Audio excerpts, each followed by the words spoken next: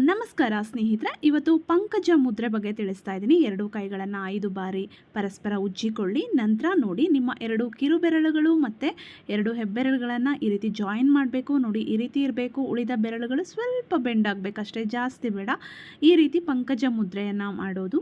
ಪಂಕಜ ಮುದ್ರೆಯನ್ನು ಮಾಡೋದ್ರಿಂದ ಏನೆಲ್ಲ ಪ್ರಯೋಜನ ಸಿಗುತ್ತೆ ಅಂತ ತಿಳಿಸ್ತಾ ಇದ್ದೀನಿ. ವಿಡಿಯೋವನ್ನು ಕೊನೆವರೆಗೂ ನೋಡಿ ಸ್ನೇಹಿತರೆ.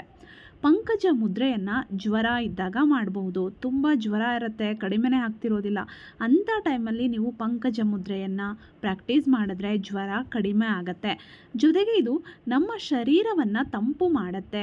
ದೇಹದಲ್ಲಿ ಉಷ್ಣಾಂಶ ಜಾಸ್ತಿ ಆಗಿದ್ದಾಗ ಈ ಮುದ್ರೆಯನ್ನು ಮಾಡಬಹುದು.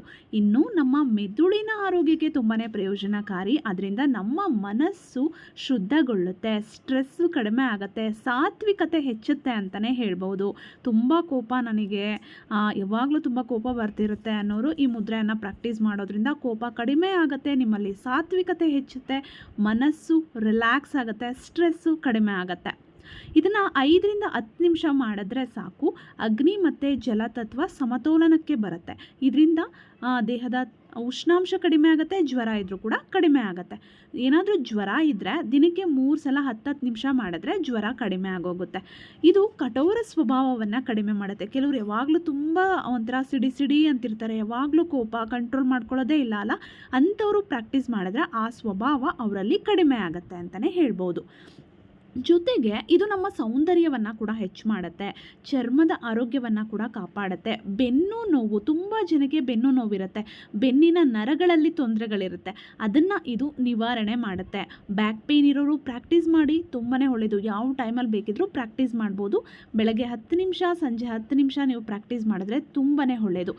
ಹಾಗೆ ಹೊಟ್ಟೆಯ ಭಾಗದಲ್ಲಿ ಗೆಡ್ಡೆಗಳು ಆಗುವುದನ್ನು ತಡೆಗಟ್ಟುತ್ತೆ. ತುಂಬ ಜನಕ್ಕೆ ಹೊಟ್ಟೆಯಲ್ಲಿ ಗೆಡ್ಡೆ ಆಗಿರುತ್ತೆ, ಗರ್ಭಕೋಶದಲ್ಲಿ ಗೆಡ್ಡೆಗಳು ಆಗ್ತಿರುತ್ತೆ. ಅದನ್ನೆಲ್ಲ ಕೂಡ ನಿವಾರಣೆ ಮಾಡ್ಕೊಳ್ಳೋದಕ್ಕೆ ಮತ್ತು ಬರದಂತೆ ತಡೆಗಟ್ಟೋದಕ್ಕೆ ಕೂಡ ಈ ಮುದ್ರೆ ಸಹಕಾರಿ ಅಂತಲೇ ಹೇಳ್ಬೋದು. ಹಾಗೆ ನಮ್ಮ ಸೌಂದರ್ಯಕ್ಕೂ ಕೂಡ ತುಂಬಾ ಪ್ರಯೋಜನ ಅಂತ ಹೇಳಿದೆ. ಈ ಮುದ್ರೆಯನ್ನು ಯಾವಾಗ ಬೇಕಾದರೂ ನೀವು ಪ್ರಾಕ್ಟೀಸ್ ಮಾಡ್ಬೋದು. ಜ್ವರ ಇರೋ ಟೈಮಲ್ಲಿ ಪ್ರಾಕ್ಟೀಸ್ ಮಾಡಿ, ತುಂಬ ಬೇಗ ಜ್ವರ ಕಡಿಮೆ ಆಗಿಬಿಡುತ್ತೆ. ದೇಹವನ್ನು ಇದು ತಂಪು ಮಾಡುತ್ತೆ. ಜೊತೆಗೆ ಮನಸ್ಸಿನ ಆರೋಗ್ಯಕ್ಕೆ, ನಮ್ಮ ಮಾನಸಿಕ ಆರೋಗ್ಯಕ್ಕೆ, ನೆಮ್ಮದಿಗೆ ಕೂಡ ಈ ಮುದ್ರೆ ಪ್ರಯೋಜನಕಾರಿ. 10 ನಿಮಿಷ ಎಲ್ಲ ಹೀಗೆ ಇಟ್ಕೊಂಡು ಕೂರೋದಕ್ಕಾಗೋದಿಲ್ಲ ಅನ್ನೋರು ಈ ಮುದ್ರೆಯನ್ನು ಬೇಕಿದ್ರೆ ನಿಮ್ಗೆ ಎಷ್ಟೊತ್ತಾಗುತ್ತೋ ಅಷ್ಟೊತ್ತು, ಒಂದು 3 ನಿಮಿಷ ಆಗುತ್ತಾ, 3 ನಿಮಿಷ ಮಾಡಿ ಮತ್ತೆ ರಿಲ್ಯಾಕ್ಸ್ ಮಾಡಿ ಮತ್ತೆ ಕೂಡ ಪ್ರಾಕ್ಟೀಸ್ ಮಾಡ್ಬೋದು. ಸ್ನೇಹಿತರೆ, ನನ್ನ ಚಾನಲಲ್ಲಿ ಸಾಕಷ್ಟು ಯೂಸ್ಫುಲ್ ವೀಡಿಯೋಸ್ ಇದೆ, ನೋಡ್ತಾ ಇರಿ, ಸಪೋರ್ಟ್ ಮಾಡ್ತಾ ಇರಿ. ಹಾಗೆ ಯಾವುದೇ ಚಿಕಿತ್ಸಕ ಮುದ್ರೆಯನ್ನು ಮಾಡಿದ ನಂತರವೇ ಪ್ರಾಣ ಮುದ್ರೆಯನ್ನು ನೀವು ಮಾಡಬೇಕು, ಅದನ್ನು ಮರಿಬಾರ್ದು. ಮತ್ತೆ ಭೇಟಿಯಾಗೋಣ. Thank you.